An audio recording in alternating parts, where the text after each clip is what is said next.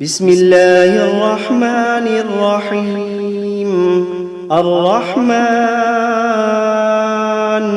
علم القرآن، خلق الإنسان علمه البيان. الشمس والقمر بحسبان، والنجم والشجر يسجدان. والسماء رفعها ووضع الميزان، ألا تطغوا في الميزان. وأقيموا الوزن بالقسط ولا تخسروا الميزان. والأرض وضعها للأنام، فيها فاكهة والنخل ذات الأكمام، والحب ذو العصف والريحان. فبأي آلاء ربكما تكذبان؟ خلق الإنسان من صلصال كالفخار، وخلق الجان من مارج من نار. فبأي آلاء ربكما تكذبان؟ رب المشرقين ورب المغربين. فبأي آلاء ربكما تكذبان؟ مرج البحرين يلتقيان، بينهما برزخ لا يبغيان. فبأي آلاء ربكما تكذبان؟ يخرج منهما اللؤلؤ والمرجان. فبأي آلاء ربكما تكذبان؟ وله الجوار المنشآت في البحر كالأعلام.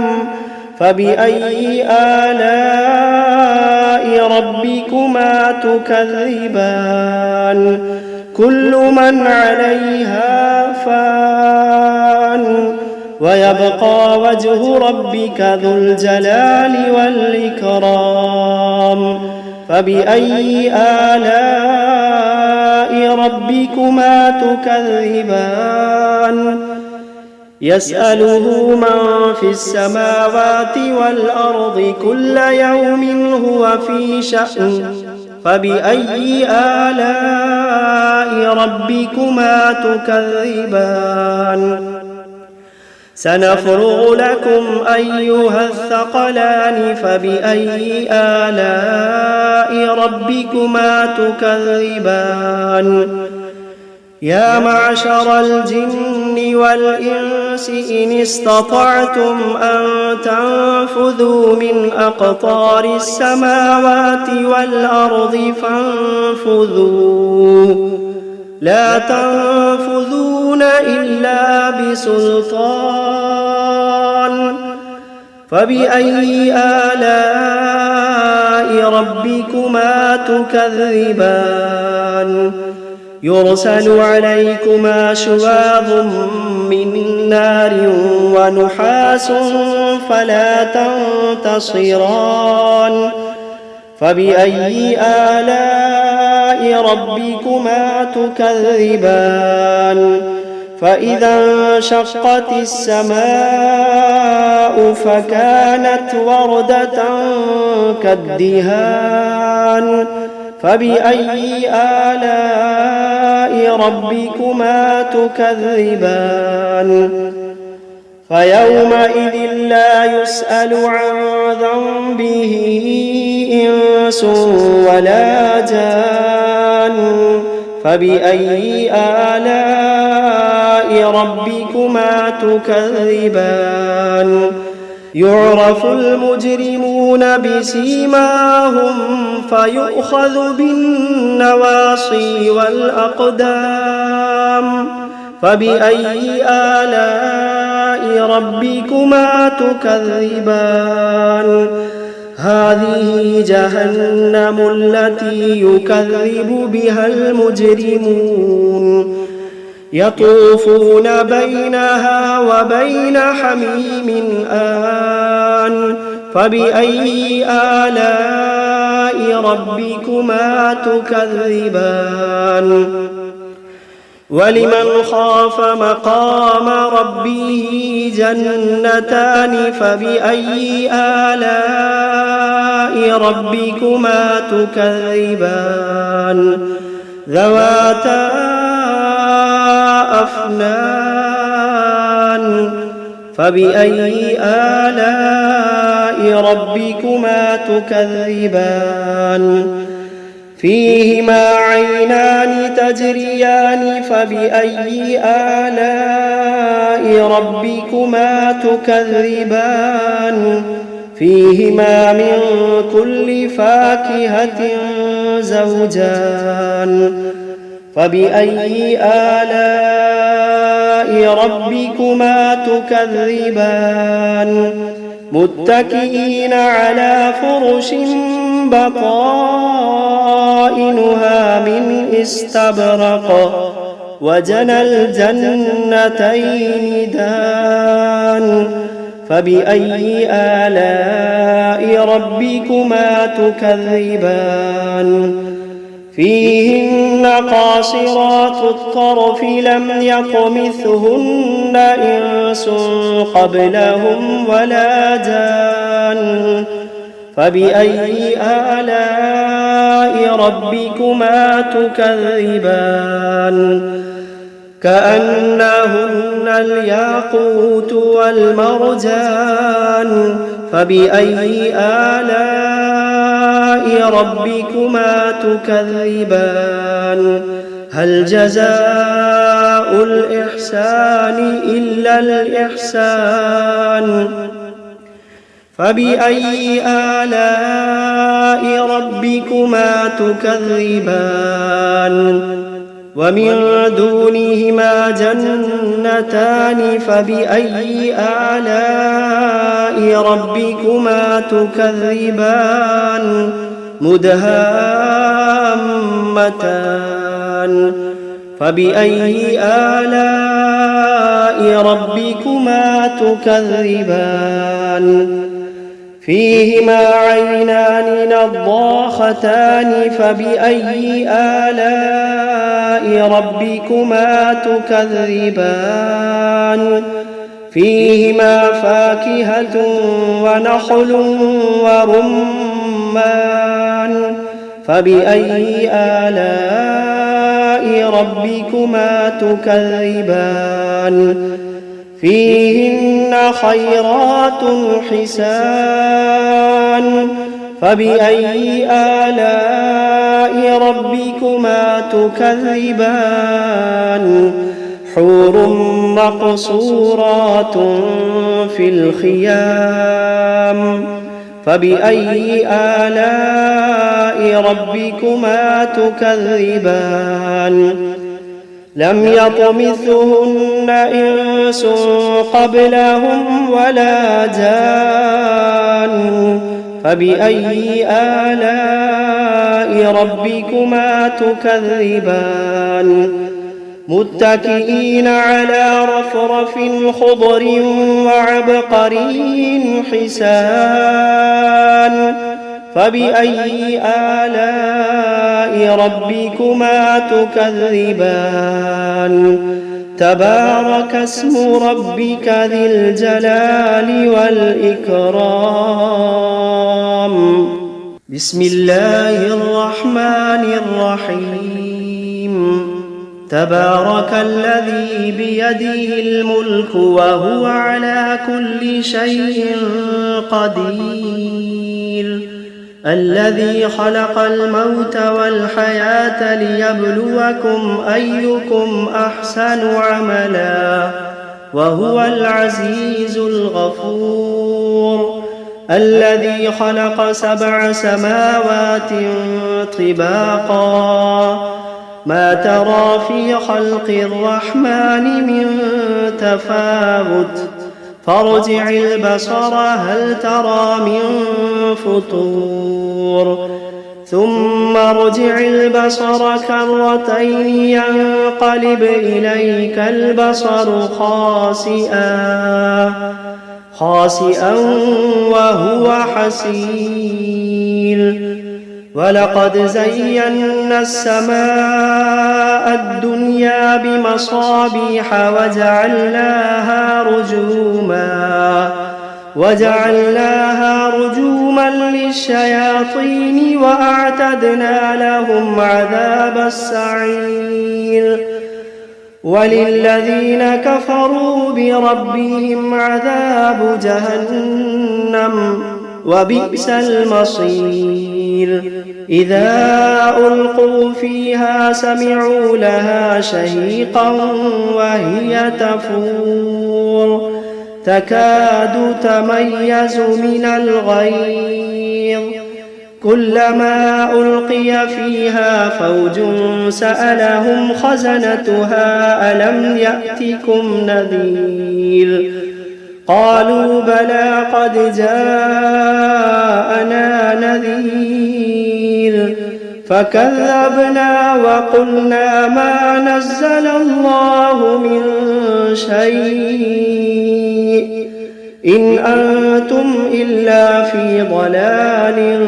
كبير وقالوا لو كنا نسمع أو نعقل ما كنا في أصحاب السعير فاعترفوا بذنبهم فسحقا لأصحاب السعير إن الذين يخشون ربهم بالغيب لهم مغفرة وأجر كبير وأسروا قولكم أو اجهروا به إنه عليم بذات الصدور ألا يعلم من خلق وهو اللطيف الخبير ألا يعلم من خلق وهو اللطيف الخبير هو الذي جعل لكم الأرض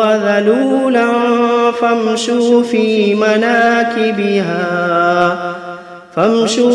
مناكبها وكلوا من رزقه وإليه النشور أأمنتم من في السماء أن يخسف بكم الأرض فإذا هي تمور أم أمنتم من في السماء أن يرسل عليكم حاصبا فستعلمون كيف نذير ولقد كذب الذين من قبلهم فكيف كان نكير أولم يروا إلى الطير فوقهم صافات ويقبضن ما يمسكوهن إلا الرحمن إنه بكل شيء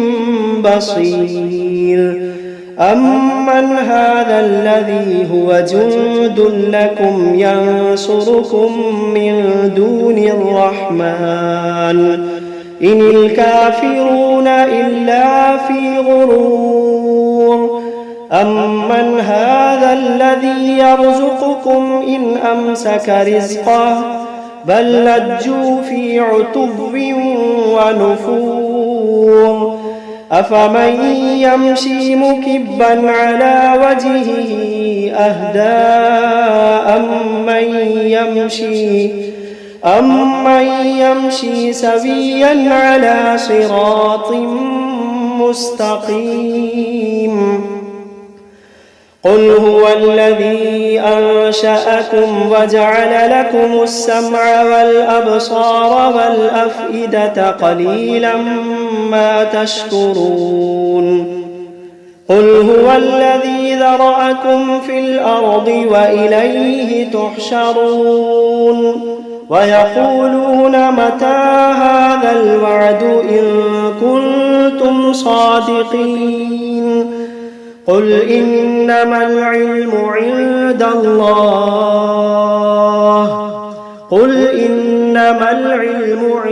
الله وإنما أنا نذير مبين فلما رأوه زلفة سيئت وجوه الذين كفروا وقيل هذا الذي كنتم به تدعون قل أرأيتم إن أهلكني الله ومن معي أو رحمنا فمن يجير الكافرين من عذاب أليم قل هو الرحمن آمنا به وعليه توكلنا فستعلمون من هو في ضلال مبين قل أرأيتم إن أصبح ماؤكم غورا فمن يأتيكم بماء معين بسم الله الرحمن الرحيم قل أوحي إلي أنه استمع نفر من الجن فقالوا إنا سمعنا قرآنا عجبا يهدي إلى الرشد فآمنا به ولن نشرك بربنا أحدا وأنه تعالى جد ربنا ما اتخذ صاحبة ولا ولدا وأنه كان يقول سفيهنا على الله شططا وأنا ظننا أن لن تقول الإنس والجن على الله كذبا وأنه كان رجال من الإنس يعوذون برجال من الجن فزادوهم رهقا وأنهم ظنوا كما ظننتم أن لن يبعث الله أحدا وأنا لمسنا السماء فوجدناها ملئت حرسا شديدا وشهبا وأنا كنا نقعد منها مقاعد للسمع فمن يستمع الآن يجد له شهابا رصدا وأنا لا ندري أشر أريد بمن في الأرض أم أراد بهم ربهم رشدا وأنا منا الصالحون ومنا دون ذلك كنا طرائق قددا وأنا ظننا أن لن نعجز الله في الأرض ولن نعجزه هربا وأنا لما سمعنا الهدى آمنا به فمن يؤمن بربه فلا يخاف بخسا ولا رهقا وأنا منا المسلمون ومنا القاسطون فمن أسلم فأولئك تحروا رشدا وأما القاسطون فكانوا لجهنم حطبا وأن لو استقاموا على الطريقة لأسقيناهم ماء غدقا لنفتنهم فيه ومن يعرض عن ذكر ربه يسلكه عذابا صعدا وأن المساجد لله فلا تدعوا مع الله أحدا وأنه لما قام عبد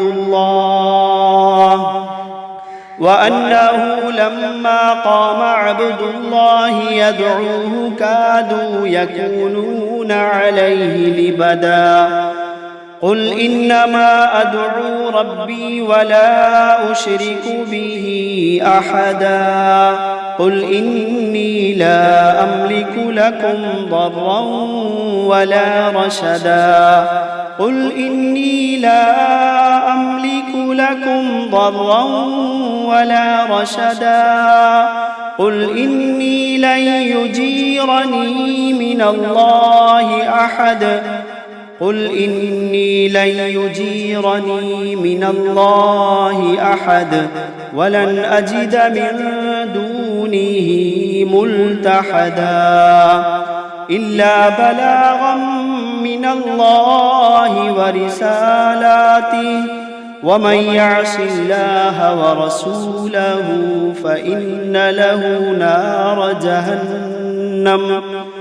ومن يعص الله ورسوله فإن له نار جهنم خالدين فيها أبدا حتى إذا رأوا ما يوعدون فسيعلمون من أضعف ناصرا وأقل عددا قل إن أدري أقريب ما توعدون أم يجعل له ربي أمدا عالم الغيب فلا يظهر على غيبه أحدا إلا من ارتضى من رسول فإنه يسلك من بين يديه ومن خلفه رصدا ليعلم أن قد أبلغوا رسالات ربهم وأحاط بما لديهم وأحصى كل شيء عددا.